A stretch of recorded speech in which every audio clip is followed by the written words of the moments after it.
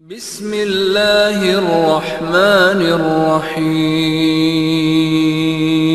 السلام علیکم ورحمۃ اللہ وبرکاتہ۔ الحمدللہ رب العالمین والصلاة والسلام علی اشرف الانبیاء والمرسلین نبینا محمد وعلی آلہ واصحابہ اجمعین وبعد۔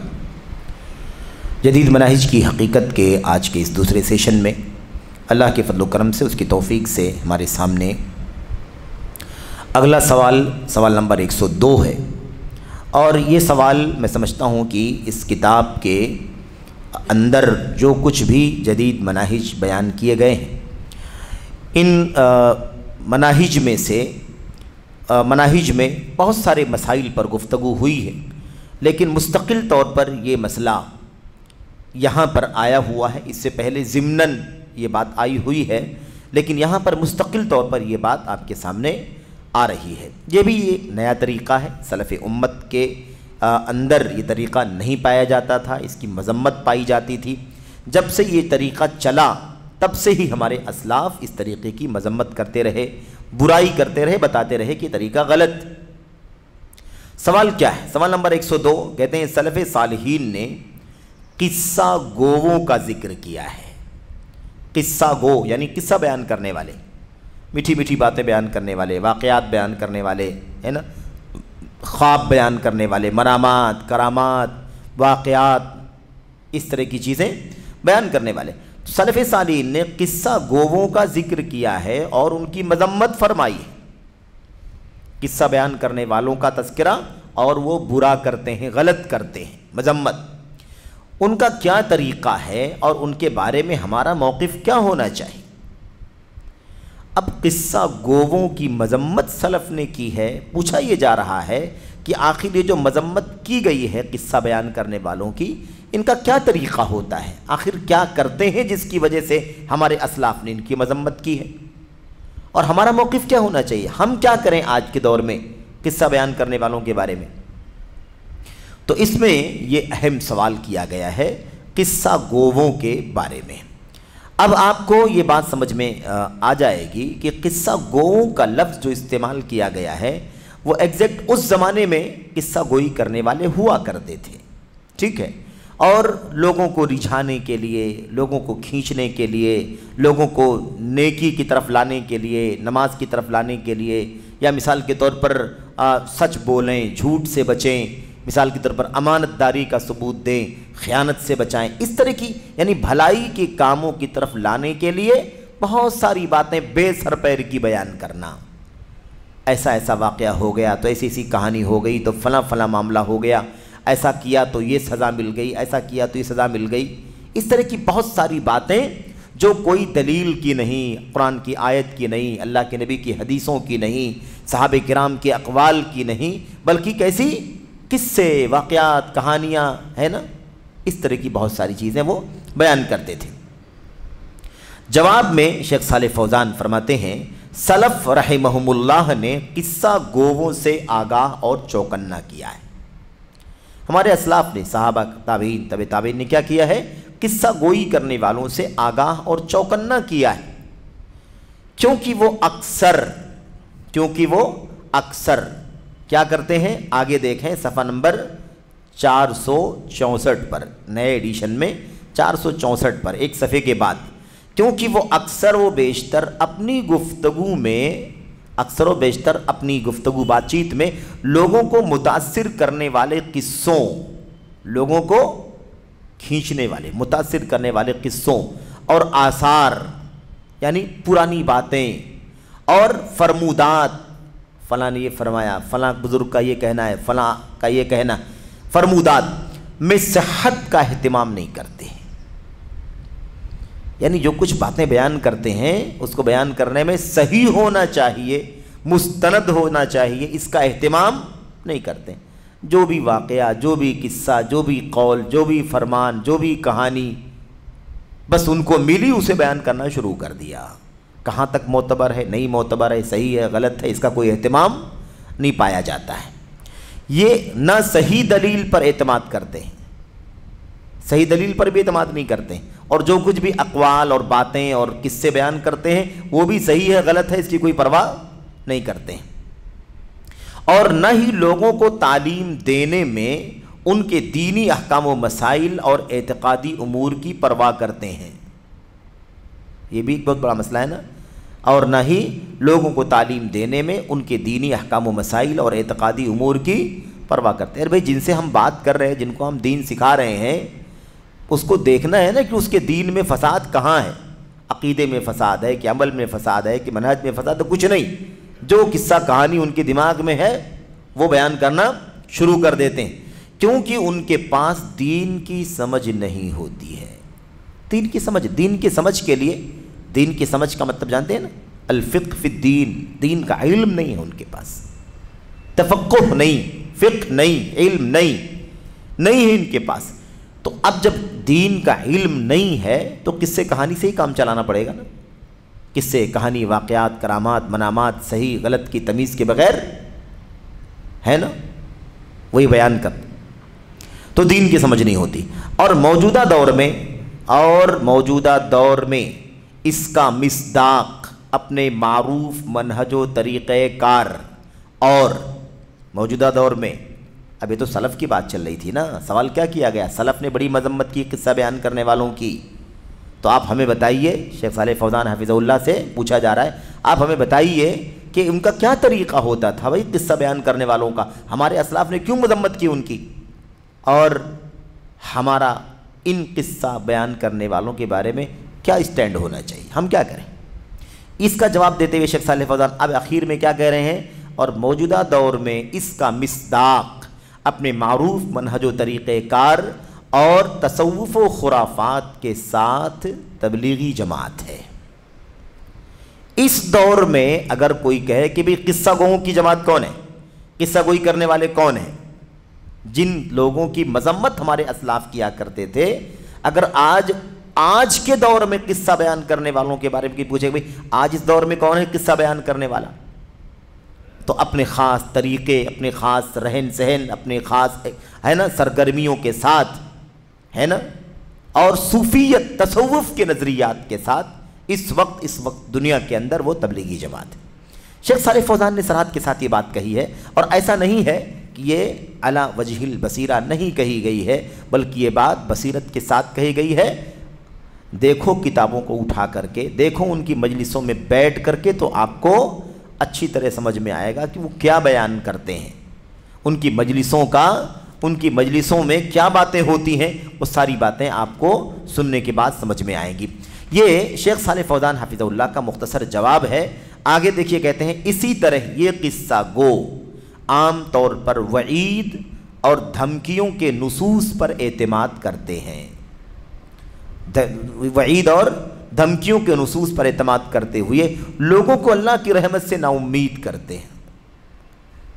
اور ہم لوگ جدید مناہج تو پڑھ رہے ہیں، لیکن اتنا وقت نہیں ہے کہ بہت باریکی میں اتر کر کے باتیں کی جائیں، کیونکہ اللہ تعالیٰ خوب جانتا ہے کہ اصل میں براہ راست کسی کو ہدف طعن بنانا مقصود نہیں ہے، لیکن جو فساد ہے، جو بگاڑ ہے، اس سے آگاہ کرنا مقصود ہے. جتنے میں یہ کام چل جائے اتنا ہی کافی ہے ہمارے لیے. کسی کی کھلی اڑانا یا کسی کا تمسخر اڑانا یا کسی کے بارے میں بیجا بات کرنا ہمارا مقصد نہیں ہے. ورنہ یہ جتنے الفاظ آپ دیکھ رہے ہیں نا، جتنے الفاظ، جتنی شیخ نے کیا کہا؟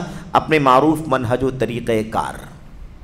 کیا منہج و طریقہ کار ہے تبلیغی جماعت کا؟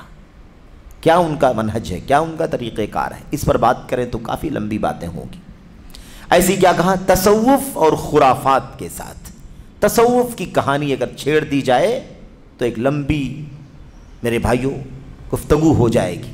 خرافات یعنی بے سروپا باتیں، بہت ساری تفصیلات آپ کے سامنے آ جائیں گی. پھر یہ کہنا کہ وعید اور دھمکیوں کے نصوص پر اعتماد کرتے ہوئے لوگوں کو اللہ کی رحمت سے مایوس کرتے ہیں. آپ کو کتنے واقعات ملیں گے جس میں گناہ کی سزا اتنی زیادہ بیان کی جا رہی ہے کہ اس سزا کو سننے کے بعد آدمی مایوس ہو جائے گا کہ اب تو میری بخشش نہیں ہو سکتی. جس شخص نے معذرت کے ساتھ میں کہہ رہا تھا میں ذکر نہیں کروں گا، لیکن میں ایک مثال آپ کے سامنے پیش کر دیتا ہوں. فضائل اعمال تبلیغی نصاب کے اندر نماز کی فضیلت کے ضمن میں لکھا ہوا ہے کہ جو شخص کوئی نماز چھوڑ دے، جس شخص کی کوئی نماز قضا ہو جائے، چھوڑ دے یعنی قضا ہو جائے، اس کا وقت نکل جائے، اور ایسا نہیں کہ پھر پڑھے ہی نہیں، بلکہ قضا ہو گئی ہے، قضا ہے کر کے پڑھا ہے لیکن پڑھا ہے، تو ایسا شخص بھی ایک حقب جہنم میں جلے گا، ایک حقب جہنم میں جلے گا۔ اب اچھا، حقب کسے کہتے ہیں؟ حقوبہ قرآن میں آیا ہوا ہے، ایک حقب جہنم میں جلے گا، اس کی مقدار 80,000 یا 80 لاکھ برس کے برابر ہے۔ بات سمجھ رہے ہیں کہ اب ایسی بات سننے والا آدمی مایوس ہو جائے گا کہ نہیں ہو جائے گا؟ اس وعید کو ذکر کرنے کے بعد آدمی کہے گا کہ بھئی ایک نماز مجھ سے چھوٹ گئی، فلاں مجبوری سے، غفلت سے سو گیا، کسی کام میں مشغول ہو گیا، وقت نکل گیا، لیکن جیسے ہی دیکھا کہ وقت نکل گیا ہے اور میں بزی ہو گیا تو میں نے پڑھ لیا، جو مجھ سے ممکن تھا قضا میں نے کر لیا اسے، اس کے باوجود بھی مجھے ایک حقب جہنم میں جلنا پڑے گا، 80,000 یا غالباً 80 لاکھ برس۔ تو آپ بتائیے کہ کہے گا کہ پھر تو فائدہ ہی نہیں ہے نا، اب میں زندگی بھر نماز پڑھتا بھی رہوں پابندی کے ساتھ، تو ایک نماز جو میں نے قضا کی ہے اس کے بدلے میں، اس کی سزا میں مجھے ایک حقب بھی جہنم میں جلنا ہے، تو اگر دوسری نمازیں بھی نہیں پڑھوں گا تو جلنا تو ویسے بھی ہے۔ تو آپ بتائیے کہ مایوس کرنے والا کام ہے کہ نہیں ہے؟ تو ایک بات تو یہ ہے کہ یہ اس طرح کے قصے، اس طرح کی باتیں بیان کرنا، کیا دلیل ہے اس کی؟ اس کی دلیل کیا ہے؟ کہاں ہے یہ واقعہ؟ کون سی روایت میں؟ کس نے بیان کیا؟ بے سر پیر کی بات۔ پھر دوسری بات یہ ہے کہ بھئی نماز قضا کر کے پڑھ لیا ہے اس نے، نماز کسی وجہ سے چھوٹ گئی لیکن اسے احساس تھا، اس نے اسے قضا کر کے پڑھ لیا، تو اب اس گناہ کی سزا میں کہاں ایسی بات بتائی گئی ہے؟ یہ ہے قصہ گوئی۔ یہ کیا ہے؟ قصہ گوئی۔ اور یہ عقیدے کا مسئلہ ہے، عقیدے کا مسئلہ ہے کہ کیا کرے آدمی؟ نصوص وعید کے ذریعے سے لوگوں کو اللہ کی رحمت سے مایوس کرے۔ خطرناک مسئلہ۔ یہ مختصر جواب تھا شیخ صالح فوزان کا۔ اب ہم اس کی تفصیلات کو نیچے پڑھیں گے اور ذرا جلدی پڑھیں گے۔ جواب میں دیکھیے شیخ صالح فوزان کے حاشیے سے، شیخ صالح فوزان کے جواب میں جو حاشیے لگے ہوئے ہیں ان حاشیوں میں کیا لکھا ہوا ہے۔ پہلے دیکھیں صفحہ نمبر 462 پہ، یہ نئے والے جو ایڈیشن ہے ہمارے سامنے، اس کا صفحہ ہے 462۔ 462 پر حاشیہ نمبر 1 میں سلف صالحین رحمہم اللہ نے قصہ گوں سے آگاہ اور چوکنا کیا ہے۔ اس پر حاشیہ لگاتے ہیں، بتاتے ہیں سلف صالحین رحمہم اللہ قصہ گوں کی سخت مذمت اور ان سے شدید نفرت کیا کرتے تھے۔ قصہ گوں سے سخت نفرت کیا کرتے تھے اور ان کی سخت مذمت یعنی برائی کیا کرتے تھے کہ یہ اچھے لوگ نہیں ہیں۔ اس بارے میں سلف کے چند اقوال آپ کو پیش کر رہے ہیں۔ یہ ہے جدید منہج اور ہم ہیں سلفی منہج کے حاملین۔ سلفی منہج کیا ہے وہ یہاں نیچے بیان کیا جا رہا ہے۔ جدید منہج کیا تھا اس کے بارے میں جواب دیا گیا، تو سلفی منہج واضح کر رہے ہیں۔ ابو ادریس خولانی رحمہ اللہ فرماتے ہیں لَأَنْ أَرَى فِي نَاحِيَةِ الْمَسْجِدِ نَارًا تَأْجَجْ أَحَبُّ إِلَيَّ مِنْ أَنْ أَرَى قَاصًا يَقُص۔ ترجمہ دیکھیں، یقیناً میں مسجد کے کونے میں آگ بھڑکتی ہوئی دیکھوں مجھے اس سے کہیں زیادہ محبوب ہے کہ کسی قصہ گو کو قصہ بیان کرتے ہوئے دیکھوں۔ خطرناک مسئلہ ہے، یعنی ایک آدمی قصہ بیان کرے مسجد میں کھڑے ہو کر کے، مجھے یہ نہیں برداشت۔ ایک مسجد کے کونے میں آگ لگ جائے، آگ بھڑک جائے، مجھے وہ تو برداشت ہے، لیکن کسی قصہ گو کو قصہ گوئی کرتے ہوئے دیکھوں مجھے یہ برداشت۔ کتنی مذمت! کیوں معلوم آپ کو؟ کیونکہ یہ آگ تو دنیا کی آگ ہے جو لگی ہے اور بجھ جائے گی، لیکن قصہ گو اپنے جھوٹے بے سر پیر کے قصے بیان کر کے لوگوں کے عقیدے بگاڑ دے گا، لوگوں کے منہج بگاڑ دے گا، اس کے نتیجے میں اسے جو جہنم کی آگ برداشت کرنی پڑے گی وہ اس سے کئی گنا زیادہ سخت ہے۔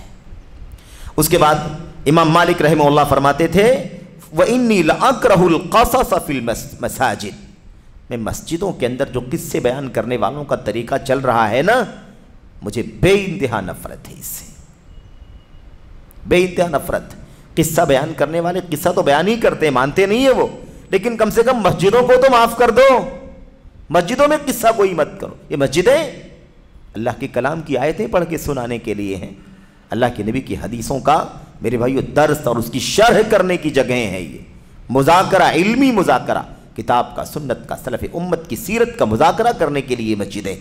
یہاں پر ادھر ادھر کی بے سر پیر کی باتیں، جھوٹے سچے واقعات، غیر مستند باتیں بیان کرنے کے لیے مسجدیں نہیں ہیں۔ تو کہتے ہیں انی لاکرہ القصص فی المساجد، میں مسجدوں کے اندر قصہ گوئی کرنا ناپسند کرتا ہوں۔ یعنی کیا مطلب؟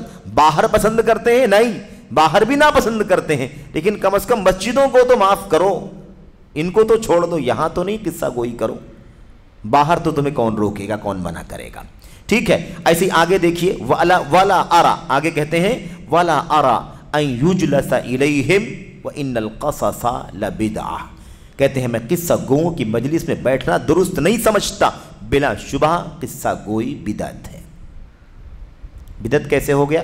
بدعت ایسے ہو گیا کہ نہ قرآن میں بے سر پیر کی باتیں کرنے کی گنجائش، ہر جگہ تو سلطان چاہیے، ہر جگہ تو برہان چاہیے۔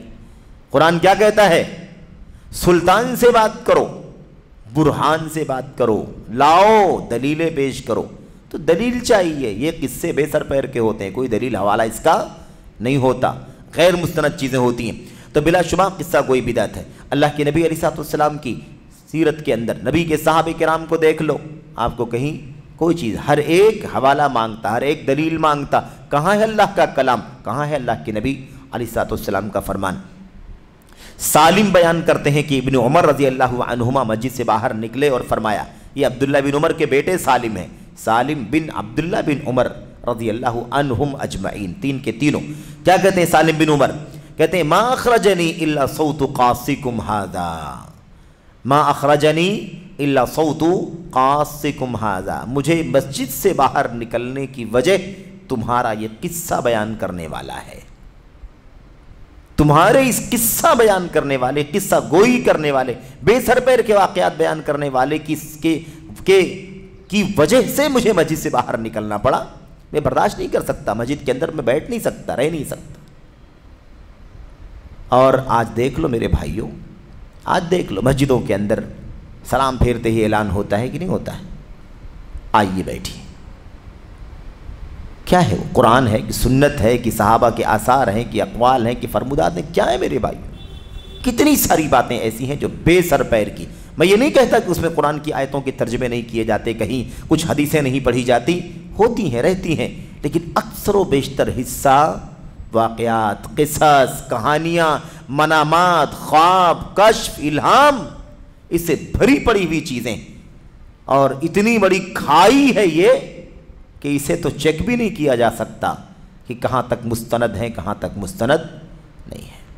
تو بڑا اہم مسئلہ ہے یہ۔ اس کے بعد میں کہتا ہوں، شیخ جمال بن فرحان الحارثی کہتے ہیں، میں کہتا ہوں یہ اس لیے کہ یہ لوگ عام طور پر جھوٹے قصے کہانیوں کے ذریعے لوگوں کو نفع بخش علم کے حصول سے غافل کرتے تھے۔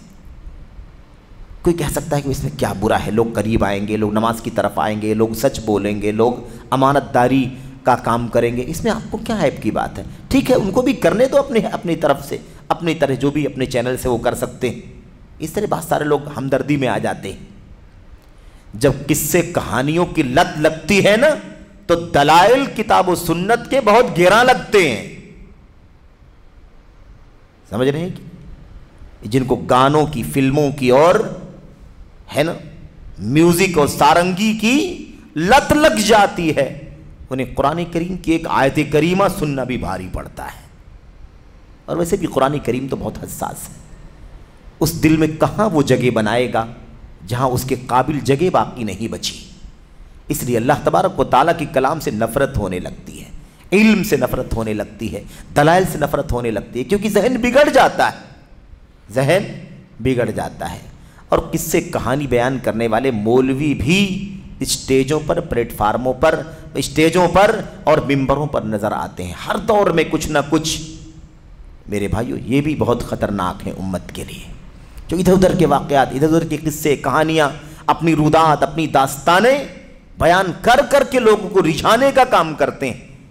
جب ان کی قصہ گوئی کی لذت لوگوں کے کانوں سے لگ جاتی ہے تو پھر انہیں سنجیدہ گفتگو، دلائل کی گفتگو اچھی نہیں لگتی ہے۔ یہ سب نقصان ہے، یہ سب کیا ہے؟ قصہ گوئی کا نقصان ہے۔ اللہ تبارک و تعالیٰ نے جہاں بھی نبیوں کا ذکر کیا ہے، اللہ نے فرمایا ہم نے بینات دے کر کے بھیجا ہے، براہین دے کر کے بھیجا ہے، ہدا دے کر کے بھیجا ہے۔ اللہ ہدا دے کر کے بھیجتا ہے، اللہ بینات دے کر کے بھیجتا ہے، اللہ حجج اور براہین دے کر کے بھیجتا ہے، تاکہ اللہ کے بندوں کو وہ روشنی ملے جو اللہ تبارک و تعالیٰ پہنچانا چاہتا ہے۔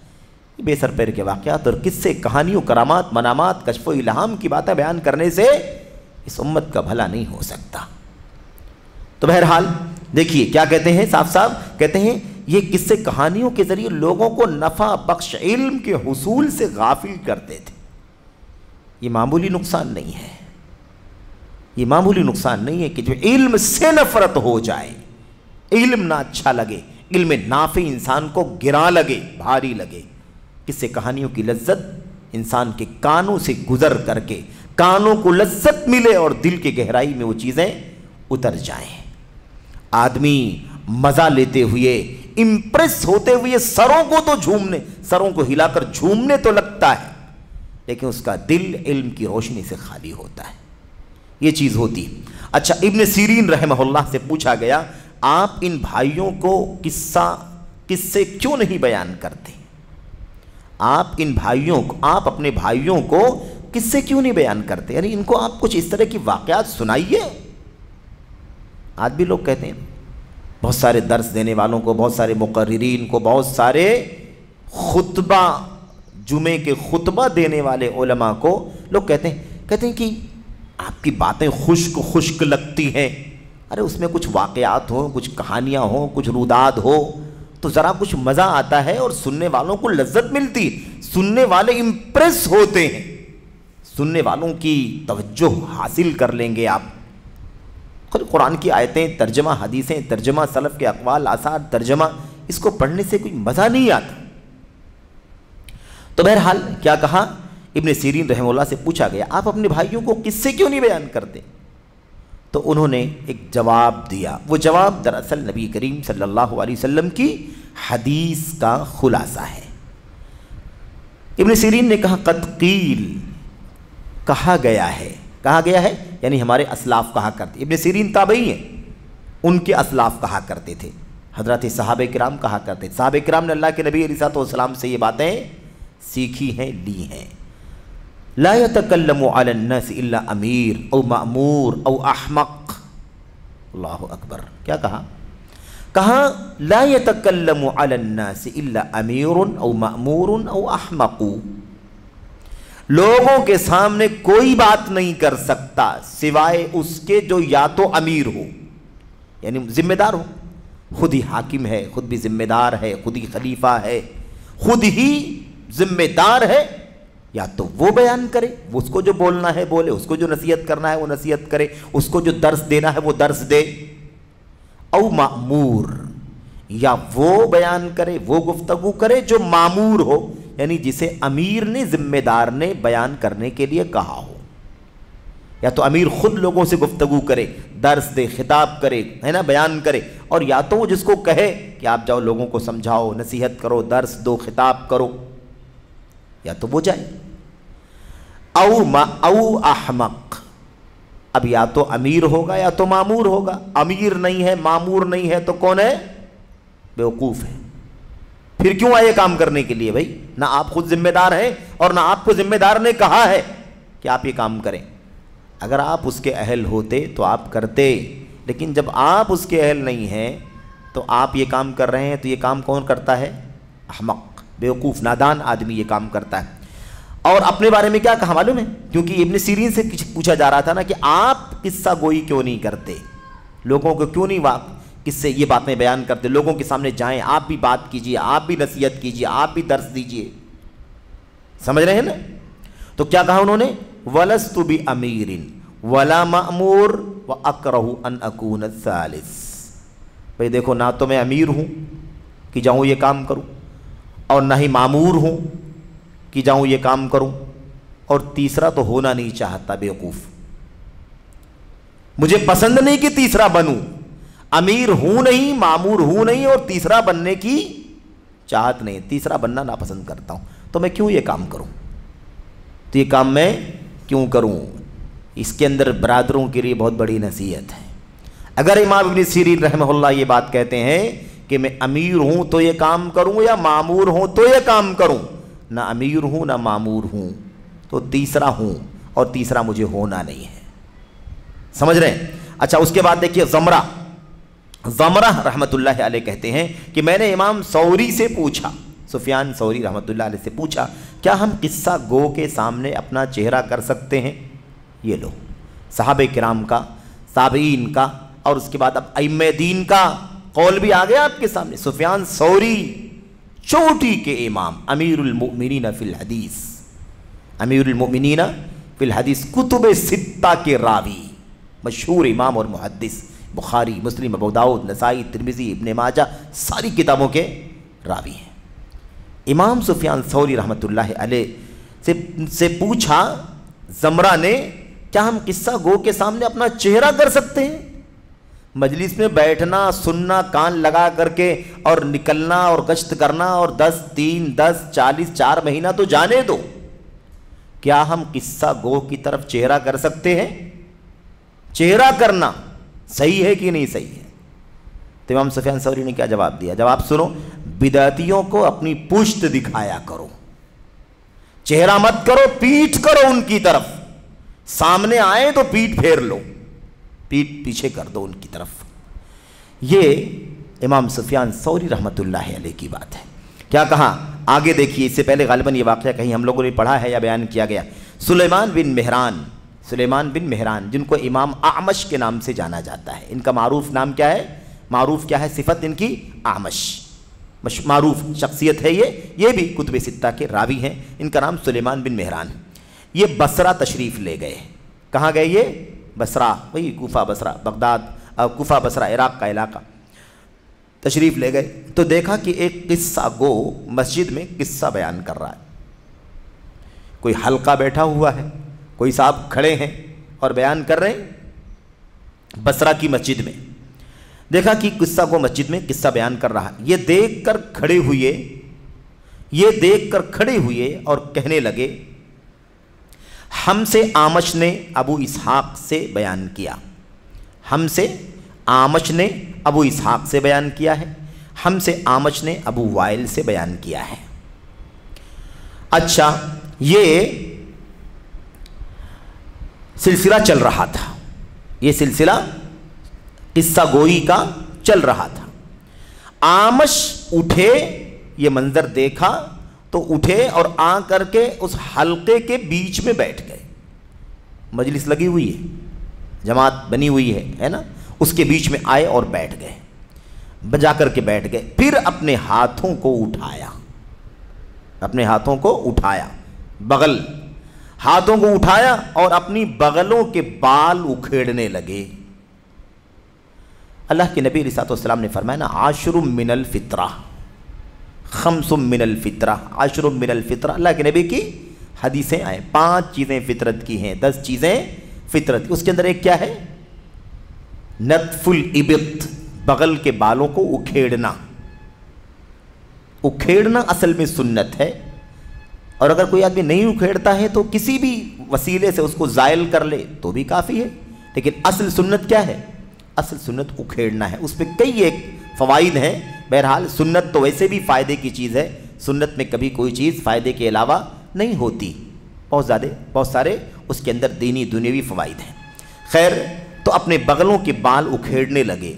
ये देखकर किस्सा गो ने कहा, ये देखकर قصہ گو نے کہا ارے شیخ آپ کو شرم نہیں آتی؟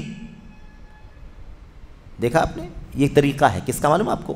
عوام کے درمیان علماء کی تنقیص کرنے کا۔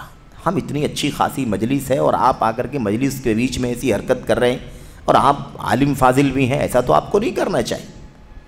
یعنی اپنے کردار کو چھپانے کے لیے وہ جو اصلاح کا کام کرنے والا آ رہا ہے نا، اس کی ناقدری کرنے کا طریقہ۔ آپ کو شرم نہیں آتی؟ کیا کہا بھائی؟ ہم علمی کام میں ہیں اور آپ یہ کر رہے ہیں۔ ہم علمی کام میں ہیں اور آپ ہمارے بیچ میں مجلس میں آ کر کے یہ سب کام کرنے لگے، بال اکھیڑنے لگے بغلوں کے، آپ یہ کام کر رہے ہیں۔ تو آمش نے فرمایا میں تم سے بہتر کام کر رہا ہوں، تم سے اچھا کام کر رہا ہوں میں۔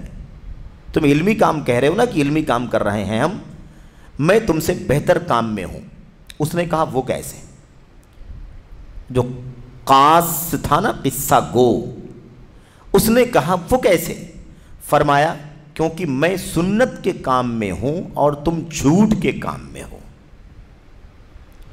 میں سنت کے کام میں ہوں، اللہ کے نبی نے فرمایا عاشر من الفطرہ، اور اس میں سے ایک بغل کے بال اکھیڑنا بھی اللہ کے نبی نے فرمایا ہے۔ میں سنت کا کام کر رہا ہوں، لیکن تم کون سا کام کر رہے ہو؟ تم جھوٹ کے کام میں ہو، تم جھوٹے واقعات بے سر پیر کی قصے کہانیاں بیان کر رہے ہو۔ میں آمش ہوں، میں کون ہوں؟ آمش ہوں، لیکن میں نے تمہاری باتوں میں سے تمہیں کوئی چیز بیان نہیں کی ہے۔ مجلس لگی ہوئی تھی، بے سر پیر کے قصے بیان کر رہا تھا، اس میں جو سند ذکر کر رہا تھا آمش کا بھی نام لے رہا تھا۔ فلاں نے فلاں نے فلاں سے بیان کیا، آمش روایت کرتے، آمش کا نام لے لے کر کے قصے بیان کر رہا ہے بے سر پیر کے، اور آمش موجود کھڑے سن رہے ہیں کہ میرے نام سے اتنے سارے واقعات بیان کر رہا۔ آئے مجلس میں حلقے کے اندر بیٹھ گئے اور بغل کے بال اکھیڑنے لگے، اور یہ ساری گفتگو ہوئی۔ کہا جتنی بات تم نے بیان کیا ہے اس مجلس میں بیٹھ کر کے آمش کے حوالے سے، میں ہی آمش ہوں، اور میں نے کوئی بات بیان نہیں کی، تم سب جھوٹ بیان کر رہے ہو۔ تم سب کیا کر رہے ہو؟ تم سب جھوٹ بیان کر رہے ہو آمش کا نام لے لے کر کے۔ وہ آمش جس کا تم حوالہ دے رہے ہو میں ہی آمش ہوں، دوسرا کوئی آمش ہے بھی نہیں، دوسرا کوئی آمش نہیں ہے، میں ہی آمش ہوں۔ اور جتنی باتیں تم نے بیان کی ہیں میں نے ان میں سے کوئی ایک بھی بات نہیں بیان کی ہے، تم نے سب میرا نام لے کر کے سارے قصے بیان کیے۔ تو بڑی صراحت کے ساتھ دیکھا آپ نے، لیکن میں آمش ہوں لیکن میں نے تمہاری باتوں میں سے تمہیں کوئی چیز بیان نہیں کی ہے۔ میرا حوالہ دے کر کے کیوں بیان کر رہے ہو؟ جھوٹ بول رہے ہو۔ صاف لفظ کیا ہے؟ میں تم سے بہتر کام میں ہوں کیونکہ میں سنت ادا کر رہا ہوں اور تم جھوٹ کر رہے ہو، جھوٹے کام میں ہو۔ چنانچہ جب لوگوں نے آمش کی ذکر کردہ بات سنی، یعنی یہ باتیں جو امام امشکار ہے کہہ رہے تھے، تو قصہ گو کے پاس سے ہٹ گئے اور ان کے ارد گرد جمع ہو کر کہنے لگے ابو محمد آپ ہمیں حدیث بیان کیجیے، آپ ہمیں حدیث محدث بیان کرے گا، جس کے پاس علم حدیث نہیں ہے وہ حدیث نہیں بیان کرے گا، وہ تو کہانیاں ہی بیان کرے گا ادھر کی ادھر کی۔ تو یہ ہے میرے بھائیو ایک نمونہ ہمارے اسلاف کا۔ یہ واقعہ کہاں ہے؟ الحوادث والبدع صفحہ نمبر 111 اور صفحہ نمبر 112 کے اندر۔ اس سلسلے میں بہت سارے آثار آئے ہیں، اگر میں نقل کرتا جاؤں تو بات لمبی ہو جائے گی۔ شیخ جمال کہہ رہے ہیں، یہ باتیں ہماری نہیں ہیں، شیخ جمال کہہ رہے ہیں اگر میں سب باتیں نقل کروں تو بات لمبی ہو جائے گی، لہٰذا اس سلسلے میں کچھ کتابوں کے حوالے دے رہے ہیں کہ ان کتابوں کو اگر آپ پڑھیں گے تو سلف صالحین نے قصہ گوئی کی مذمت میں جتنے ساری باتیں کہی ہیں بہت سارے اقوال آپ کو مل جائیں گے۔ وہ کتابوں کے نام کیا ہے؟ المذکر والتذکیر والذکر ایک کتاب یہ ہے، ایسے القصاص والمذکرین ایک کتاب یہ ہے، ایسے تحذیر الخواص من اکاذیب القصاص تیسری کتاب، ایسے تاریخ القصاص چوتھی کتاب، اس طرح کی اور بھی کتابیں ہیں۔ تو ان کتابوں کے اندر ایسے بہت سارے بے سر پیر کے ان کی حرکتیں ملیں گی، اور سلف امت نے جو مذمت کی ہے وہ ساری باتیں یہاں پر مل جائیں گی۔ اس کے بعد دیکھیے اصل جو شیخ صالح فوزان کا جواب ہے اس کے اندر اوپر کہا جا رہا ہے یہ لوگ صحیح دلیل پر اعتماد نہیں کرتے ہیں، صحیح دلیل پر اعتماد نہیں کرتے ہیں، مطلب یعنی جھوٹی باتیں بے سر پیر کی باتیں بیان کرتے ہیں، اور آگے دوسرے نمبر پر کہہ رہے ہیں ان کے پاس دین کی سمجھ نہیں ہوتی، ان دونوں حاشیوں کو بھی پڑھیں۔ نمبر 1 پہلا حاشیہ، امام احمد بن حنبل رحمہ اللہ فرماتے ہیں اکذب الناس القصاص والسؤال، اکذب الناس القصاص والسؤال وما احوج الناس الى قاص صادق صدوق لانهم يذكرون الموت وعذاب القبر، يذكرون الموت وعذاب القبر۔ کیا کہتے ہیں؟ یہ بھی اسی کتاب امام طرطوشی کی کتاب الحوادث والبدع کے اندر صفحہ نمبر 112 میں ہے۔ لوگوں میں سب سے زیادہ جھوٹے قصہ گو اور سوال کرنے والے ہوتے ہیں۔ سب سے زیادہ جھوٹے 2 کیٹیگری کے لوگ ہوتے ہیں، ایک ہے قصہ بیان کرنے والے اور ایک ہے سوال کرنے والے، جو مانگتے ہیں، بھکاری، بھیک مانگنے والے، جھوٹ بول کر کے میری ماں کی موت ہو گئی تو میرا فلاں بیمار ہے تو میرے ساتھ ایسا ہو گیا ہے، میرے ساتھ ایسا ہو گیا ہے، میرا بچہ ایڈمٹ ہے، اور وغیرہ دنیا بھر کی جھوٹی باتیں۔ تو اکذب الناس القصاص والسؤال، سب سے زیادہ جھوٹ بولنے والے یا تو قصہ گو ہوتے ہیں اور یا مانگنے والے ہوتے ہیں۔ اس کے بعد کہتے ہیں لوگوں کو سچے قصہ گو، اب یہ تعبیر ہے سچے قصہ گو، جب سچا ہو جائے گا تو قصہ گو بولنے کی کوئی ضرورت نہیں ہے، آپ بولیں تو بھی نہ بولیں تو بھی، اصل یہ ہے کہ دلائل سے باتیں کرنے والا ہو، قرآن کی آیتیں، حدیثیں اور مستند باتیں بیان کرنے والا ہو۔ کہتے ہیں لوگوں کو سچے قصہ گو یعنی با علم دائی کی سخت ضرورت ہے، بیان کرنے والا چاہیے، لیکن بیان کرنے والا کون ہو؟ علم والا ہو، صاحب علم ہو، صاحب فضل ہو، وہ بیان کرے، لوگوں کی اصلاح کا کام کرے۔ کہتے ہیں کیونکہ وہ موت اور عذاب قبر کا ذکر کرتے ہیں، موت اور عذاب قبر کا۔ تو یہ ہے اس سے کیا بتایا کہ یہ عام طور پر مستند دلائل پر ان کا اعتماد نہیں ہوتا، اس لیے امام احمد بن حنبل کیا فرماتے ہیں سب سے جھوٹے کون ہوتے ہیں؟ قصہ گوئی کرنے والے، دلائل نہیں ان کے پاس، ادھر ادھر کی باتیں۔ ایسے ہی نیچے حاشیہ نمبر 2 میں کہتے ہیں ڈاکٹر محمد بن لطفی صباغ اپنی کتاب تاریخ القصاص میں المذکر والتذکیر والذکر نامی کتاب کے محقق سے نقل کرتے ہوئے صفحہ 30 میں قدر تصرف کے ساتھ فرماتے ہیں، کیا کہتے ہیں؟ یہ بہت اہم بات کہہ رہے ہیں۔ یہ ابھی ہم لوگ بات کیا کر رہے تھے کہ سلف قصہ گوئی کرنے والوں سے ڈراتے تھے، آگاہ کرتے تھے۔ اب یہ بیان کر رہے ہیں کہ اس دور میں قصہ گوئی کرنے والوں کے بارے میں ہمارا موقف کیا ہونا چاہیے۔ یعنی کوئی کہتا ہے کہ وہ پرانے زمانے میں قصہ گوئی کرنے والے تھے، وہ الگ تھے، آج کل جو چل رہا ہے وہ اس سے الگ ہے، اس بارے میں حقیقت کھول کر کے بیان کر رہے ہیں۔ کچھ لوگوں کا خیال یہ ہے کہ قصہ گوؤں کی فساد انگیزی کا موضوع اب موجود نہیں رہا، دیکھ رہے ہیں نا، کچھ لوگوں کا خیال یہ ہے کہ قصہ گوؤں کی فساد انگیزی کا موضوع اب موجود نہیں رہا، یعنی اب لوگ ہی نہیں، اب اس ٹاپک پر بات نہیں کرنا چاہیے، اس موضوع پر بات کرنے کی ضرورت نہیں ہے، موضوع ہی نہیں موجود رہا، بلکہ یہ محض ایک تاریخی معاملہ رہ گیا ہے۔ کیسا معاملہ رہ گیا ہے؟ تاریخی، یعنی پرانی بات ہے، ایسا تھا کسی زمانے میں، اس وقت سلف نے مذمت کی تھی، آج ایسا معاملہ باقی نہیں ہے۔ آج کی عملی زندگی اور لوگوں سے اس کا کوئی تعلق نہیں ہے۔ شیخ محمد بن لطفی صباغ کہہ رہے ہیں کہ آج کچھ لوگوں کا یہ نظریہ ہے کہ آج قصہ گوئی کرنے کی مذمت کی ضرورت نہیں ہے، کیونکہ یہ ٹاپک ہی آج کے دور میں نہیں ہے، اس زمانے میں تھا، پرانے۔ شیخ اس کا جواب دیتے ہوئے کہتے ہیں جبکہ یہ خیال بالکل غلط اور حقیقت سے دور ہے قصہ گوئی کرنے والے، نام وہ نہیں ہے، کام وہ آج بھی موجود ہے، کام موجود ہے۔ کتنے ممبروں سے جمعے کی خطبوں میں اگر آپ کو غلطی سے کبھی اتفاق ہو جائے نا، تو آپ کو جو آدھا گھنٹہ اس سے کم بیش بیٹھنے اور سننے کی نوبت آئے گی، آپ حیران ہو جائیں گے کہ خطبہ جمعہ میں بات کرنے والا کون سی بات کر رہا ہے۔ پوری گفتگو دیو مالائی کہانیوں سے بھری ہوئی، نہ کوئی قرآن کی آیت، نہ سنت، نہ دلیل، نہ حوالہ، سب قصے، کہانیاں، کرامات، بے سر پیر کی ساری باتیں۔ کیا سچائی ہے کچھ پتہ نہیں۔ میرے بھائیوں، اس طرح کی باتیں ایک دو نہیں، آپ کو کسی بھی ممبر سے سننے میں مل جائیں گی۔ یہ تو ہمارا آپ کا اتفاق نہیں ہوتا ہے اور نہ ضرورت ہے اس کی، لیکن میں آپ کو حقیقت بتاؤں کہ عوام کا ایک بہت بڑا طبقہ جو ان سے جڑا ہوا ہے، اس کا یہی حال ہے، اور سماج کی جو پستی ہے وہ اس کا جیتا جاگتا منہ بولتا ثبوت ہے، ورنہ یہ حال نہیں ہوتا امت کا۔ میرے بھائیوں، کیا کہا دیکھیے، دیکھیے یہ موضوع جو ابھی ہم پڑھ رہے ہیں نا بہت ہی اہم ہے. یہ اس پورے سوال کے جواب میں اور حاشیے میں سب سے امپورٹنٹ بات بیان کی جا رہی ہے. اسے غور سے آپ کو پڑھنے کی ضرورت ہے. اور یہ گفتگو وہی چل رہی ہے, محمد بن لطفی سباق صاحب کی بات چل رہی ہے پوری تفصیل سے.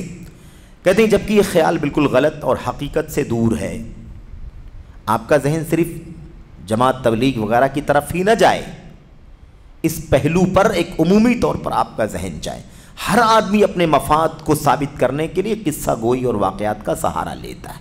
اپنی فکر کو لوگوں میں عام کرنے کے لیے قصہ گوئی کر یعنی بے سر پیر کی باتیں پیش کرتا ہے, اور لوگوں کو کھینچنے اور رجھانے کے لیے یہ ہتھ کنڈا استعمال کرتا ہے.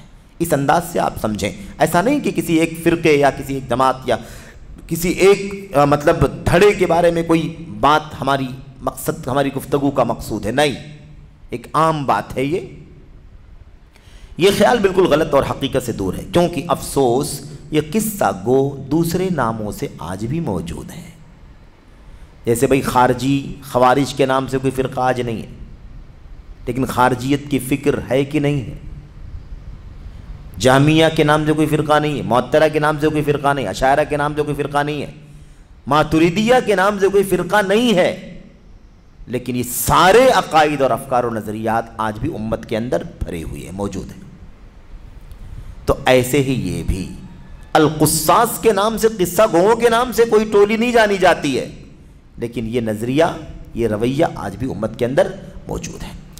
کہتے ہیں آج بھی دوسرے ناموں سے موجود ہیں اور روئے زمین میں بدستور فساد پھیلا رہے ہیں. یعنی جیسے پہلے پھیلا رہے تھے ایسے آج کے دور میں بھی فساد پھیلا رہے ہیں. صرف پڑھ کر کے گزر جائیں گے, بات واضح ہو جائے گی.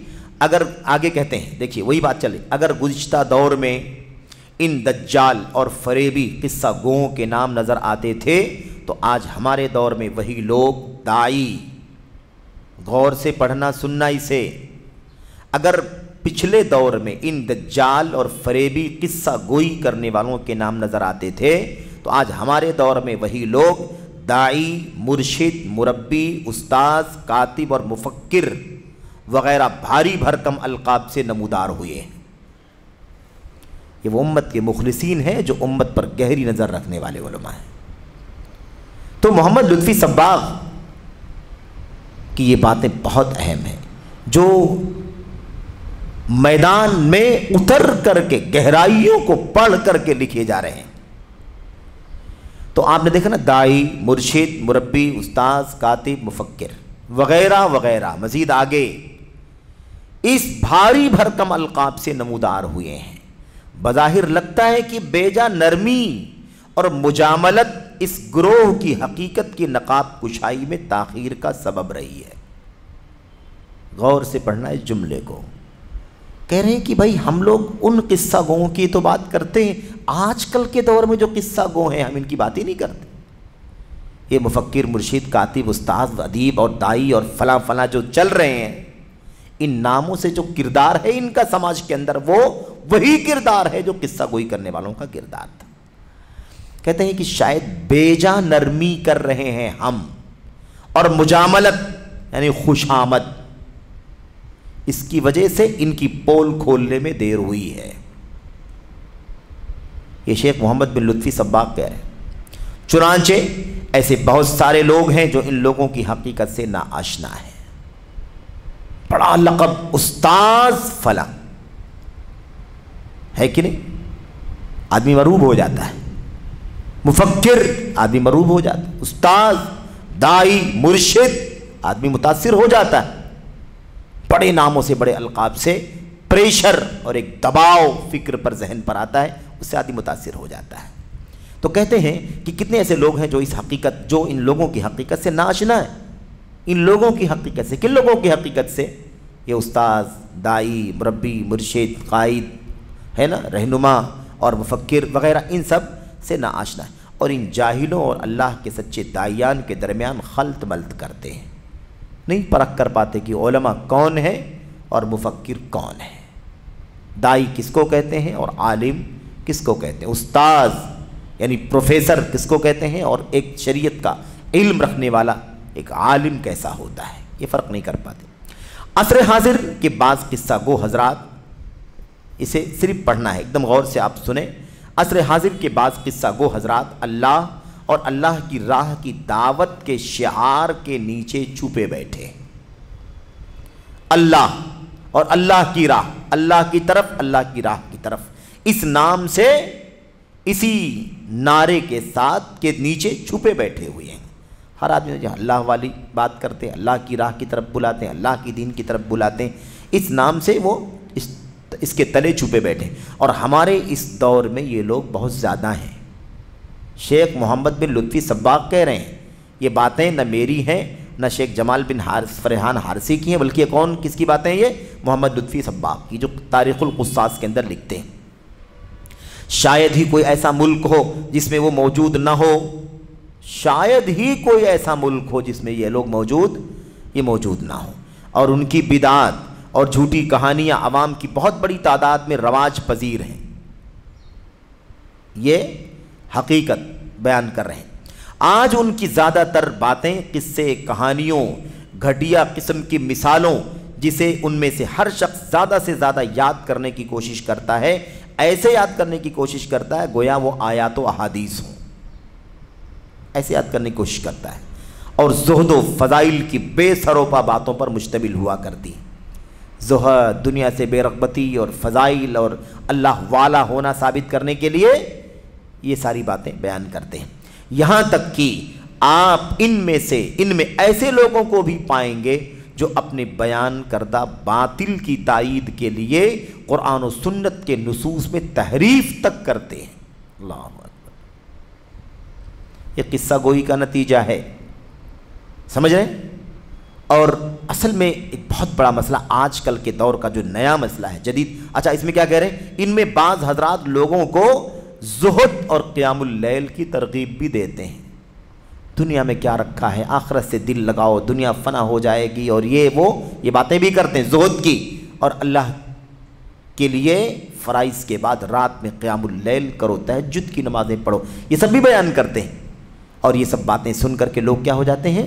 لوگ بہک جاتے ہیں کہ یار اس سے اچھا کون ہو سکتا ہے جو ہمیں اتنی اچھی باتیں بتلا رہے ہیں۔ ٹھیک ہے، شیخ کہہ رہے ہیں یہ اچھی بات ہے، ارے بھائی زہد کی تعلیم دینا اور قیام اللیل بتانا یہ تو اچھی بات ہے، لیکن لوگوں کو اس کا مقصد نہیں بتلاتے، لوگوں کو اس کا مقصد نہیں بتلاتے۔ چنانچہ بسا اوقات ایک آدمی گناہ و معاصی سے توبہ کر کے ایک کونے میں بیٹھ جاتا ہے۔ بہت اچھے سے یاد رکھنا، منہج اور عقیدے کی اہمیت کا اندازہ لگائیں اس سے۔ کہتے ہیں چنانچہ بسا اوقات ایک آدمی گناہ و معاصی سے توبہ کر کے ایک کونے میں بیٹھ جاتا ہے جہاں اس کا دل بدعت و خرافات قبول کرتا رہتا ہے۔ بھائی گناہ سے توبہ کر لیا، معاصی سے توبہ کر لیا، ٹھیک ہے اچھا کیا، لیکن گناہ و معاصی سے توبہ کر کے بیٹھا اور اب بدعت کو دل میں ڈال رہا ہے، تو بدعتیں زیادہ خطرناک ہے کہ گناہ زیادہ خطرناک؟ سمجھ رہے ہیں نا؟ البدعۃ احب الی ابلیس من المعصیہ، ابلیس کے نزدیک گناہ سے زیادہ پیاری چیز بدعت۔ شیطان چاہتا ہے، ابلیس چاہتا ہے کہ گناہ سے توبہ کرے، سگریٹ پینا چھوڑ دے، تمباکو کھانا چھوڑ دے، نماز پڑھے، نماز ترک کرنا چھوڑ دے، بالکل یہ چلے گا، یہ چلے گا، پسند ہے اسے، لیکن اس سے زیادہ اس کی چاہت کیا ہوتی ہے؟ سمجھ رہے ہیں؟ بدعت کرے۔ اگر نماز نہیں پڑھتا ہے اس کو پسند ہے، شراب پیتا ہے اس کو پسند ہے، زنا کرتا ہے اس کو پسند ہے، گناہ کے کام یہ پسند ہے اسے، لیکن اس سے زیادہ پسند شیطان کو یہ ہے کہ آدمی بدعت کے کام کرے، بدعتی ہو جائے، تو بدعت شیطان کو زیادہ محبوب ہے گناہ کے مقابلے میں۔ دیکھیں کیا ہوتا ہے، جہاں اس کا دل بدعت و خرافات قبول کرتا رہتا ہے، یا پھر اس میں ایک ملک سے دوسرے ملک نکلنے، غور کرنا، یا پھر اس میں ایک ملک سے دوسرے ملک نکلنے اور ایک شہر سے دوسرے شہر سفر کرنے سے دلچسپی پیدا کرتے ہیں۔ یہی تو ہوتا ہے نا، یہی ہوتا ہے، پورا ڈیوریشن بتا کے اتنے سال سے ہم کام کر رہے ہیں، فلاں ملک کیا ایشیا ہے، کیا افریقہ ہے، کیا امریکہ ہے، کون سا بر اعظم ہے جس کا سفر ہم نے نہیں کیا ہے، اس پہ دلچسپی پیدا کرتے ہیں۔ اچھا، ان کا خیال یہ ہے، اور ان کا خیال ہے کہ ان کے منہج کی دعوت کی راہ میں سفر کرنا اور ان میں سے ہر فرد پر بالکل لازم اور ضروری ہے، یہ ان کا طریقہ ہے۔ اچھا، تاکہ بزام خیش یعنی اپنی مرضی کے مطابق اس کے نفس کا تزکیہ ہو اور اس کا دل خواہشات سے پاک و صاف ہو، یہ ان کی اپنی سوچ ہے۔ ہوتا نہیں ہے کچھ، واپس آتے ہیں تو چونکہ ایک عقیدے اور ایمان کی تربیت نہیں ہوئی ہے، سنت سے آگاہی اور بدعت سے دوری کا معاملہ نہیں ہوا ہے، اس لیے وہ نتیجہ نہیں نکلتا جو نتیجہ نکلنا چاہیے۔ اچھا، میں بات ختم کر رہا ہوں، کیا کہہ رہے ہیں آگے؟ کہتے ہیں یہی وجہ ہے کہ وہ توکل نہیں بلکہ تواکل اور ترک اسباب کی طرف مائل ہوتا ہے۔ دیکھو، توکل الگ چیز ہے، اللہ پر بھروسہ کرنا، اسباب اختیار کر کے اللہ پر بھروسہ کرنا یہ توکل ہے، اور اسباب کو چھوڑ کر کے اللہ پر بھروسہ کرنا یہ تواکل ہے۔ سمجھ رہے ہیں نا؟ اب گھر بار چھوڑ کر کے نکل جانا 6 مہینے کے لیے، سال بھر کے لیے، 2 سال کے لیے، اس سے کم زیادہ کے لیے، اور کہنا اللہ تبارک و تعالیٰ پر ہمارا بھروسہ ہے، یہ توکل نہیں ہے، یہ تواکل ہے، یعنی بتکلف، زبردستی توکل کا نام دینا۔ ہم اسباب اختیار کریں، اس کے بعد اللہ پر بھروسہ کریں، تو یہ توکل ہے۔ کیا کہتے ہیں؟ چنانچہ بہت سارے لوگوں نے اپنے بال بچوں کو بے سہارا چھوڑ دیا، ان کی دیکھ ریکھ کرنے والا اور ان کی ضروریات کی تکمیل کرنے والا کوئی نہ تھا، بلکہ ان میں سے بہتوں کے تو خاندان بگڑ گئے۔ کتنے واقعات ہیں میرے بھائیوں، آپ ان میں سے کسی کو نہ پائیں گے، اور یہ نقطہ بہت پیارا ہے، خاص طور پر ہم بھی اس کو بار بار پڑھتے ہیں، ذکر کرتے ہیں، اور آپ ان میں سے کسی کو نہ پائیں گے جو لوگوں کو توحید خالص اور اللہ واحد کی عبادت کی دعوت دیتا ہو اور شرک سے بچتا اور اس سے اور اس کے داعیان سے لوگوں کو آگاہ کرتا ہو۔ توحید کی دعوت دینا اور شرک سے روکنے والا کام دور دور تک کہیں آپ کو نظر نہیں آئے گا۔ یہ تبلیغی جماعت کے لوگوں کا عام رویہ ہے۔ پوری 2 جلد کی کتاب میں توحید کی وضاحت کہیں بھی نہیں۔ توحید کیا ہے؟ توحید الہ کیا چیز ہے؟ اس کے دلائل کیا ہیں؟ اس کی حدیثیں کیا ہیں؟ میرے بھائیوں، محرومی، افسوس ہوتا ہے۔ شرک کیا ہے؟ شرک کی مذمت کیا ہے؟ یہی وجہ ہے کہ کتاب کے اندر جو بے سروپا واقعات بھرے ہوئے ہیں، اس میں شرک بھی بدعات بھی بھرا ہوا ہے۔ جگہ جگہ واقعات میں آپ کو شرک و بدعات کے مظاہر نظر آئیں گے، اور ہم نے شروع میں بھی عرض کیا کہ مقصود یہ نہیں ہے کہ ہم اس کی پوری کہانی آپ کے سامنے پیش کریں، کیونکہ پھر یہ موضوع سے ہم باہر نکل جائیں گے، ورنہ بہت ساری باتیں، بہت سارے واقعات اس کتاب سے ہم آپ کے سامنے پیش کر سکتے ہیں۔ اور کچھ کا تذکرہ تصوف کا جب بیان چل رہا تھا بہت پہلے جدید مناہج کے آغاز کے دروس میں، تو تصوف کے باب میں ہے نا چشتیہ، نقشبندیہ، سہروردیہ، قادریہ وغیرہ، اور اشاعرہ اور ماتوریدیہ وغیرہ کے بیان کے ضمن بہت سارے واقعات اس طرح کے آپ کے سامنے آئے ہیں، وہ کافی ہے۔ کہتے ہیں کیونکہ ان کی دعوت کے اصولوں اور ان کے منہج میں اس کا شمار ہی نہیں ہے۔ توحید بیان کرنا، شرک سے بچانا، یہ ان کے دعوت کے منہج میں شامل ہی نہیں ہے ہی نہیں ان کے۔ یہ موجودہ دور کے قصہ گوؤں کی ایک طبقے کی حالت زار ہے، ایک طبقے کا یہ حال ہے اس دور میں۔ میں کہتا ہوں، شیخ کہتے ہیں، شیخ جمال یہاں کہہ رہے ہیں میں کہتا ہوں یہ باتیں فرقہ تبلیغ پر منطبق ہوتی ہیں۔ یہ باتیں کس پر فٹ ہوتی ہیں؟ فرقہ تبلیغ پر منطبق ہوتی ہیں۔ اور اگر آپ ان کے پاس توحید کی دعوت اور شرک و بدعات کی تردید کی بات کریں تو آپ کی بربادی ہو جائے۔ کوئی بھی توحید کی بات اور شرک کی تردید کی بات وہاں جا کر کے نہیں کر سکتا۔ توحید سے نفرت پیدا ہوتی ہے، یہ ان کا نظریہ ہے، اس لیے توحید کا درس شروع ہوتے ہی اٹھ کر کے مسجدوں سے باہر نکلتے ہیں، بیٹھے رہیں گے مسجدوں کے اندر، لیکن اگر توحید کا درس شروع ہوا تو دھیرے دھیرے مسجد سے ایک ایک کر کے باہر نکل جائیں گے۔ باقاعدہ ٹریننگ ہوتی ہے نئے لوگوں کی جو آتے ہیں، اور یہ سب باتیں ہم نے بیان کی اس سے پہلے کہ وہ کہتے ہیں آپ توحید کی بات نہیں کریں گے، اس سے اختلاف پیدا ہوتا ہے۔ سب کو جوڑ کر کے چلنا ہے، ہمیں سب کو لے کر کے چلنا ہے، اس طرح کی باتیں کرتے ہیں۔ تو اگر آپ شرک و بدعت کی تردید کی بات کریں گے تو آپ کی بربادی ہو جائے گی۔ کچھ اور گروہ بھی ہیں، ایک گروہ کی بات تو ہو گئی، کہتے ہیں کچھ اور گروہ بھی ہیں جو اس گروہ سے کم خطرناک اور نقصان دہ نہیں ہیں، اس گروہ سے کم خطرناک اور نقصان دہ نہیں ہیں۔ انہوں نے خطابت اور دعوت اللہ کا لبادہ اوڑھ رکھا ہے، خطابت، تقریر اور دعوت اللہ کا لبادہ یعنی کپڑا پہن رکھا ہے۔ ان میں بہت سارے لوگ ممبروں پر چڑھ چکے ہیں، ان کے لیے سیمینار اور کونسلیں منعقد کی جاتی ہیں، جبکہ چیخنے چلانے، حالات کو نازک اور ہولناک بنانے، صحیح سالم سماعتوں پر گراں گزرنے والے قصوں، بیجا آیات خوانی، جھوٹی اور بے سروپا احادیث کا ذکر اور مجلسوں کو قصے کہانیوں، اسرائیلی افسانوں، خوابوں اور ان پر احکام کی بنیاد رکھنے کے سوا ان کا کوئی مشغلہ نہیں۔ یہی سب بیان کرتے ہیں، اس کے سوا اور ان کا کوئی کام نہیں۔ یہ کس کا کام؟ یہ کون لوگ ہیں بھائی؟ یہ کون لوگ ہیں؟ شیخ جمال کہتے ہیں، میں کہتا ہوں یہ باتیں صوفیوں پر فٹ ہوتی ہیں، صوفیوں پر منطبق ہوتی ہیں، اور صوفیوں کے بارے میں تو بس نہ پوچھو، ان کی تو لمبی داستان ہے۔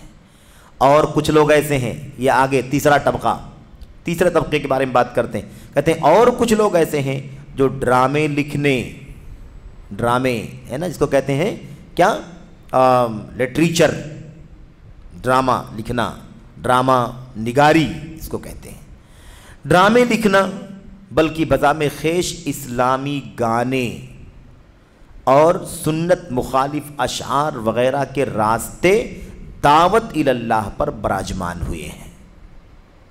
ایسے لوگ بھی ہیں بھائی دنیا کے اندر جو دعوت کے پلیٹ فارموں پر کہاں سے آئے، دعوت کے میدان میں گھسنے کے لیے ان کا راستہ کون سا ہے؟ وہ ڈرامے لکھنے میں بہت ماہر ہیں، وہ اسلامی گانے لکھنے میں، اسکرپٹ لکھنے میں بہت ماہر ہیں، سمجھ رہے ہیں، اور سنت کے مخالف اشعار وغیرہ لکھنے میں بہت ماہر ہیں۔ اس راستے سے وہ دعوت اللہ کے پلیٹ فارم پر آ گئے، جبکہ اللہ کے دین میں ڈرامے نہیں ہیں، چے جائے کہ گانے ہوں۔ وہ اللہ کے دین میں ڈرامہ ہے۔ وَقَالُوا مَا هَذَا إِلَّا أَسَاطِيرُ الْأَوَّلِينَ، مشرکین مکہ قرآن کی آیتوں کو کہا کرتے تھے یہ تو پچھلے لوگوں کے افسانے ہیں، پچھلے لوگوں کی داستانیں ہیں، پچھلے لوگوں کی کہانیاں ہیں۔ مشرکین مکہ کہا کرتے تھے قرآن پچھلے لوگوں کی کہانیاں نہیں ہے، پچھلی امتوں کا جو حشر ہوا کفر و شرک کے نتیجے میں، بدعملی کے نتیجے میں، اسے اللہ نے پوری سچائی سے بیان کیا ہے تاکہ تم کو، ہم کو عبرت اور نصیحت حاصل ہو۔ وہ جھوٹی بے سر پیر کی کہانیاں نہیں ہیں، 101 درجہ درست اور صحیح اللہ کا کلام ہے۔ کیا کہتے ہیں بھائی؟ دیکھیے اچھی طرح سے دیکھ لیجئے، جبکہ اللہ کے دین میں ڈرامے نہیں ہیں، چے جائے کہ گانے ہوں، اور دیکھنا اسلامی کے اضافے سے دھوکہ نہ کھانا، اسلامی گانا، اسلامی بینک، اسلامی سود، اسلامی رشوت، اسلامی فلاں، اسلامی فلاں، اسلامی کا جو سابقہ لاحقہ لگا دیا جاتا ہے، کہتے ہیں دیکھنا اسلامی کے اضافے سے دھوکہ نہ کھانا، کیونکہ یہ تمام چیزیں مغرب سمجھ رہے ہیں نا، یعنی یورپ اور روافظ شیعہ حضرات، اور ایسے ہی سنت اور اہل سنت سے خارج صوفیوں کی کرم فرمائیاں ہیں۔ یہ کہاں سے آئی ہیں بھائی؟ یہ ساری چیزیں کہاں سے آئی ہیں؟ یہ اسلامی نام لگا کر کے گانے کے ساتھ اسلامی لگا دیا، میوزک کے ساتھ اسلامی لگا دیا، فلاں کے ساتھ اسلامی، فلاں کے ساتھ اسلامی لگانے سے دھوکہ نہیں کھانا۔ کوئی چیز اسلام کا لفظ لگانے سے اسلامی نہیں ہو جائے گی، اسلامی نہیں ہو جائے گی۔ کیا ہے بھائی؟ کہتے ہیں کہ یہ تمام چیزیں مغرب سے آئی ہیں، یورپ سے آئی ہیں، روافظ سے آئی ہیں، شیعوں سے آئی ہیں، اور سنت اور اہل سنت سے جو خارج ہیں صوفیہ حضرات، ان صوفیوں کی کارستانیاں ہیں، کرم فرمائیاں ہیں۔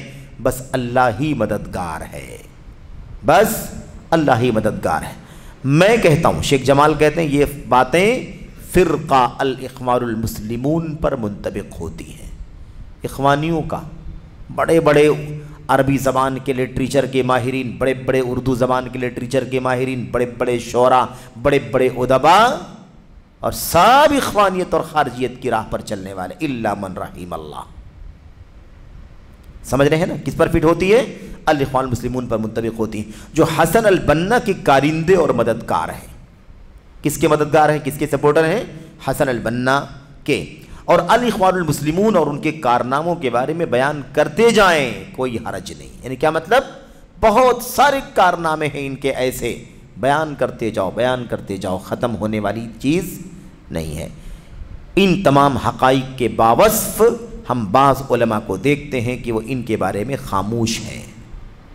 دیکھا آپ نے؟ شیخ محمد بن لطفی صباغ بیان کرتے ہیں اس کتاب کے حوالے سے جس کا ذکر آیا تاریخ القصاص میں المذکر والتذکیر والذکر نامی کتاب کے محقق، اس کی تحقیق کرنے والے نے یہ باتیں لکھی، وہاں سے نوٹ کرتے ہیں اپنی کتاب میں۔ کیا ہے بھائی؟ کہتے ہیں ہم بہت سارے، بعض علماء کو ہم دیکھتے ہیں، بہت سارے نہیں بلکہ بعض علماء کو دیکھتے ہیں کہ وہ ان کے بارے میں خاموش ہیں، بلکہ بعض لوگ ان کی خوشامد کے سبب ان کے اس باطل میں جا گرے ہیں، اسی باطل میں گر پڑے ہیں، چلے گئے۔ چنانچہ یہ وہ نمایاں امور ہیں جن سے ان کی باطل دعوت اور عوام الناس میں ان کے رواج، اس کے رواج کو مدد، سپورٹ اور بڑھاوا ملا ہے۔ سمجھ رہے ہیں؟ یہ بہت درد کے ساتھ یہ باتیں کہہ رہے ہیں، بہت درد کے ساتھ میرے بھائیوں۔ تو ہمیں یہ بات اس لیے سمجھنی ضروری ہے تاکہ ہم یہ سمجھیں کہ صرف قصاص کا مطلب وہ پرانے زمانے والے قصہ بیان کرنے والے مراد نہیں ہیں، بلکہ جتنے آج کل کے دور میں ایسے ہیں جو سلف کے منہج سے ہٹ کر دائی ہیں، مفکر ہیں، ادیب ہیں، مربی ہیں، مرشد ہیں، مصلح ہیں، ہے کہ نہیں؟ اس طرح کے جتنے سارے لوگ ہیں سب کے سب قصاص والے راستے پر چلنے والے لوگ ہیں۔ تو جیسے بہت ساری چیزیں ہیں جو ماضی میں تھیں، فرقے جو ماضی میں تھے، آج اس نام سے فرقے موجود نہیں ہیں، لیکن وہ فکر موجود ہے، وہ نظریہ اور وہ عقیدہ موجود ہے۔ ایسے ہی یہاں یہ مسئلہ بھی یاد رکھیں کہ اس قصہ گو کا جو ٹولہ اس زمانے میں تھا، آج اس زمانے میں قصہ گو کے نام سے کوئی فرقہ نہیں جانا جاتا، لیکن قصہ گوئی کرنے والوں کا جو طریقہ تھا وہ آج امت کے اندر کئی جگہوں پر موجود ہے۔ یہ بات کیوں کہی جا رہی ہے؟ ایک آخری بات کہ قصہ گوئی کرنے والے اپنے مفاد کے مطابق گفتگو کرتے ہیں، دلائل قرآن کے، سنت کے، سلف کے ان کے پاس نہیں ہوتے، عام طور پر نہیں ہوتے۔ کہیں کوئی بات ذکر بھی کرتے ہوں گے، لیکن عام طور پر قصے، کہانیاں، بے سر پیر کے واقعات بیان کر کے اپنا مدعا ثابت کرنے کی کوشش کرتے ہیں۔ تو یہ کام جب بھی، جس دور میں بھی، جس زمانے میں بھی جو بھی کرتا ہو اس پر یہی حکم لگے گا یا نہیں لگے گا؟ اصل تو یہ فکر ہے، نظریہ ہے۔ اس لیے یہ کوئی مسئلہ نہیں ہے کہ ماضی میں تھے آج نہیں ہے، ماضی میں یہ نام تھا آج وہ نام نہیں ہے، ماضی میں جو مقصد تھا ان کا، جو کام تھا، وہ کام آج امت کے بہت سارے لوگوں کے ہاں موجود ہے۔ جیسے وہ قابل مذمت تھا، آج یہ بھی قابل مذمت ہے۔ جیسے اس سے ہمارے اسلاف نے ڈرایا ہے، ایسے آج ہم سلف کے نقش قدم پر چلنے والے علماء کی ذمہ داری ہے کہ ہم اس دور کے ان قصاص سے لوگوں کو آگاہ کریں، چوکنا کریں۔ اللہ تعالی ہمیں اس کی توفیق عطا فرمائے۔ یہ چند باتیں تھیں۔ یہ کتاب ہے نا المذکر والتذکیر والذکر نامی جو کتاب ہے، اس کتاب کے محقق جس کا نام کیا ہے؟ ہمارے فاضل بھائی شیخ نے لکھا ہے، خالد الردادی۔ خالد الردادی صاحب نے یہ باتیں لکھی ہیں اپنی کتاب کے اندر۔ اللہ سے دعا ہے کہ اللہ تعالی ہم سب کو ہے نا قصہ گوؤں کے فتنوں سے بچنے کی توفیق عطا فرمائے، آمین رب العالمین۔ وصلی اللہ وسلم وبارک علی نبینا محمد وعلی آلہ وصحبہ اجمعین۔ والسلام علیکم ورحمۃ اللہ وبرکاتہ۔